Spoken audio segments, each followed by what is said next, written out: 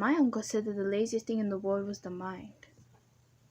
But the brain within the mind should be the most hardworking thing ever, because it produces language, something we all share. In the 1860s, French physician Paul Broca discovered Broca's area in one of his patients after the patient's death. Fast forward to 1874, German neurologist Carl Wernicke discovered what is now known as the Wernicke's area. Broca's area is important for speech production, and Wernicke's area is important for comprehension. As some people may know, the language part is on the left side of the brain, while the emotional part is on the right side. However, this can be a little bit different when it comes to people who are multilingual or bilingual. In these individuals, both sides of the brain would work, starting with the right hemisphere as the brain starts to develop the language. Once settled, the information from the right hemisphere will go into the left hemisphere. Since the right hemisphere is important for emotion, if it were to be damaged, then the person won't be able to recognize the tone behind the speech. Like texting, without emojis, you can't tell if a person is actually joking or not. Now, the Wernicke-Gershon model shows 6 parts of the brain that has to work in order for us to actually speak or respond to someone.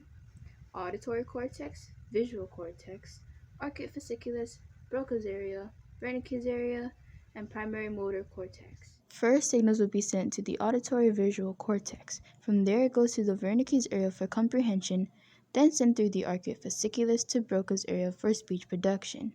Once it reaches Broca's area, it goes to the primary cortex to where the facial muscle movement provides sound. Congratulations, you have learned the power of language. Just kidding. Okay, although power of language seems very good, there is this one small slight problem: brain damage, also known as aphasia. Now, there are 2 types of aphasias: Wernicke's aphasia and Broca's aphasia. If Broca's area is damaged, then there will be 0 complete sentences, but 100% comprehension. So for people with Broca's aphasia, they'll say things like, I ate ice cream, but more slowly. However, if Wernicke's area is damaged, then there will be complete sentences, but no understanding. With Wernicke's aphasia, they'll say random sentences like the cow danced in the moon. Makes no sense, right? Aside from aphasias, another factor that plays into brain damage would be a stroke. This is when the individual loses all their speaking or understanding capabilities of language.